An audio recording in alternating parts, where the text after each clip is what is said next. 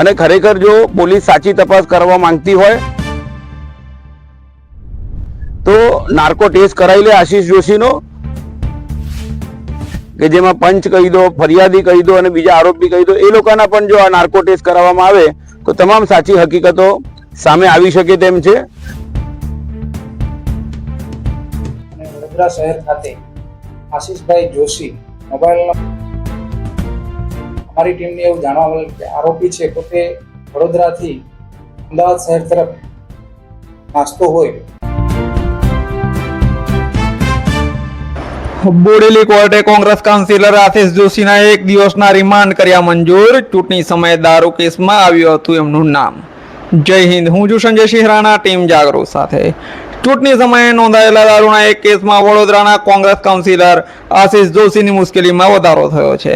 બોડેલી કોર્ટે આજે આશિષ જોશીના 1 દિવસના પોલીસ રિમાન્ડ મંજૂર કરવામાં આવ્યા છે. અમદાવાદથી તેમની ધરપકડ કરવામાં આવી હતી. મળતી માહિતી મુજબ ચૂંટણી દરમિયાન નોંધાયેલા દારૂના એક કેસના સંદર્ભમાં અમદાવાદની રામોલ પોલીસે આશિષ જોશીની ધરપકડ કરી હતી. ત્યારબાદ તેઓને સંખેડા લાવવામાં આવ્યા હતા અને આજે બોડેલી કોર્ટમાં રજૂ કરવામાં આવ્યા હતા. પોલીસ દ્વારા કોર્ટ પાસે 3 દિવસના રિમાન્ડની માંગણી કરવામાં આવી હતી, જેની સામે કોર્ટે આવતીકાલે એટલે કે તારીખ 15 સુધી બપોરે 3 વાગ્યા સુધીના એટલે કે 1 દિવસના રિમાન્ડ મંજૂર કર્યા છે. આ કેસમાં મુખ્ય આરોપી તરીકે જે ગાડી ચલાવતો હતો તે પાંડે નામના વ્યક્તિની અગાઉ ધરપકડ કરવામાં આવી હતી, જેની ગાડીમાંથી દારૂનો જથ્થો મળી આવ્યો હતો. સૂત્રોના જણાવ્યા અનુસાર પાંડેને જામીન મળી ચૂક્યા છે. પોલીસ હવે આ રિમાન્ડ દરમિયાન એ તપાસ કરશે કે દારૂનો જથ્થો ક્યાંથી આવ્યો હતો અને આ કેસમાં અન્ય કયા કયા આરોપીઓ સંડોવાયેલા છે.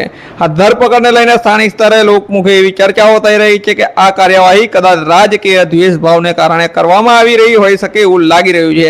આશિષ જોશી એક બ્રાહ્મણ પરિવારમાંથી આવે છે અને ધાર્મિક પ્રવૃત્તિઓ સાથે પણ જોડાયેલા હોવાથી તેમના સમર્થકોમાં આ કાર્યવાહીને લઈને ખૂબ મોટી નારાજગી જોવા મળી રહી છે. રિમાન્ડ પૂર્ણ થયા બાદ આવતીકાલે ફરી તેમને કોર્ટમાં રજૂ કરવામાં આવશે, જ્યાં તેમને જામીન મળે છે કે પછી જેલ મળે છે એ તો આવનારો સમય જ કહેવાનો છે અને એના પર સૌની નજર મંડરાયેલી રહેવાની છે.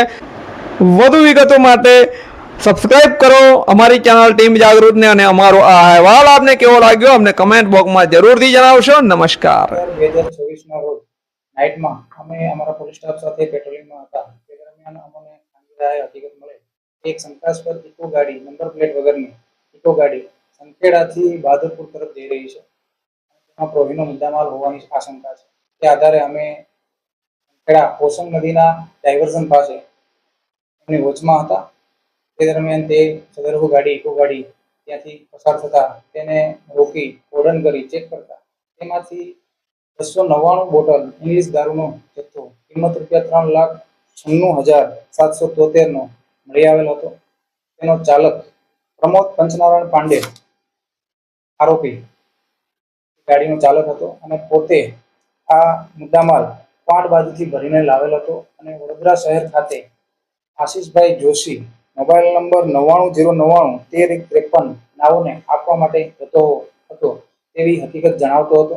તે આધારે અમોએ પંચોની રૂબરૂ કાયદેસર કાર્યવાહી કરી તમામ પ્રોહીનો મુદ્દામાલ અને ઇકો ગાડી જપ્ત કરવામાં આવેલ તેમજ આરોપીને જે વખતે પ્રમોદ પંચનારાયણ પાંડેને અટક કરવામાં આવેલ હતો. ત્યારબાદ આગળની તપાસ સ્પેશિયલ ઇન્સ વીટી બારિયા સાહેબ નાઓએ સોંપવામાં આવેલ હતી. તપાસ દરમિયાન આરોપીઓના કોલ ડિટેલ્સના આધારે અમોએ સદરહુ 2 નંબર આરોપી આશિષભાઈ જોશીની પૂછપરછ કરવામાં આવેલી હતી. આશિષભાઈ જોશી નાઓએ બી તેમના પૂછપરછ દરમિયાન જણાવેલ કે પોતે જે આ 99091353 નો મોબાઈલ નંબર છે પોતે જ વાપરે છે અને તેમના પ્રથમ આરોપી પ્રમોદ પંચનારાયણ પાંડે સાથે કોન્ટેક્ટ કોલ થયેલ હતા તે જણાવેલ હતું. તે આધારે ગઈકાલ દિવસથી અમારી એક ટીમ આ આરોપી આશિષભાઈ જોશીને ધરપકડ માટે વડોદરા શહેર ખાતે મોકલવામાં આવેલ હતા અને અમારી ટીમને એવું જાણવા મળેલ કે આરોપી છે પોતે વડોદરાથી અમદાવાદ શહેર તરફ નાસ્તો હોય એમને પકડવા માટે ટીમે તેમનો પીછો કરેલ અને અમદાવાદ ખાતે રામોલ પોલીસ સ્ટેશન હદ વિસ્તારમાં તેમને પકડી પાડવામાં આવેલ.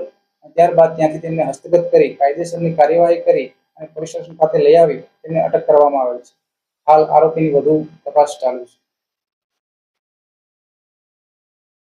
મારું નામ પોલીસ ઇન્સ્પેક્ટર જય ભૂલી.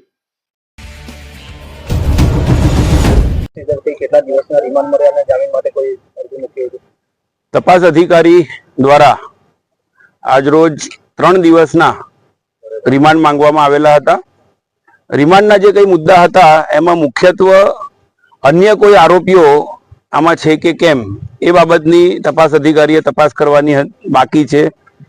અને સાથે સાથે આ જે કઈ મુદ્દામાલ છે એ મુદ્દામાલ બાબતની પણ એમને તપાસ કરવી હતી, જેની સામે જે કઈ મુદ્દાઓ હતા એ અગાઉના જે આરોપી હતા પ્રમોદ પાંડે કરીને, જે હાલ જામીન પર મુક્ત છે, એની પાસેથી જ આ બધી કડીઓ મળી શકે એ પ્રકારના તમામ મુદ્દા હતા. પરંતુ આરોપી પક્ષે હવે નામદાર કોર્ટનું ધ્યાન દોર્યું કે અમે જ ઉલટું સામેથી નાર્કો ટેસ્ટની માંગણી જ કરેલી છે અને ખરેખર જો પોલીસ સાચી તપાસ કરવા માંગતી હોય તો નાર્કો ટેસ્ટ કરાવી લે આશીષ જોશીનો, અને આશીષ જોશીના નાર્કો ટેસ્ટના રિપોર્ટમાં જે કંઈ આવે એ તપાસના કાગળોમાં સામેલ રાખી લે અને એના નાર્કો કરાયા પછી જે આ કેસની અંદર અન્ય વ્યક્તિઓ છે કે જેમાં પંચ કહી દો, ફરિયાદી કહી દો અને બીજા આરોપી કહી દો, એ લોકોના પણ જો આ નાર્કો ટેસ્ટ કરાવવામાં આવે તો તમામ સાચી હકીકતો સામે આવી શકે તેમ છે. મુખ્યમંત્રી શ્રીથી લઈને એસપી સાહેબને જે કંઈ લેખિત રજૂઆતો કરી એ બાબતે પણ નામદાર કોર્ટનું ધ્યાન દોર્યું છે અને સાથે તપાસ અધિકારીને જે અગાઉ નિવેદન આપ્યા છે એ નિવેદન બાબતે પણ નામદાર કોર્ટનું આજે ધ્યાન દોર્યું અને બંને પક્ષની દલીલો સાંભળ્યા બાદ નામદાર કોર્ટે આવતીકાલે 3 વાગ્યા સુધીના જ રિમાન્ડ આપ્યા છે.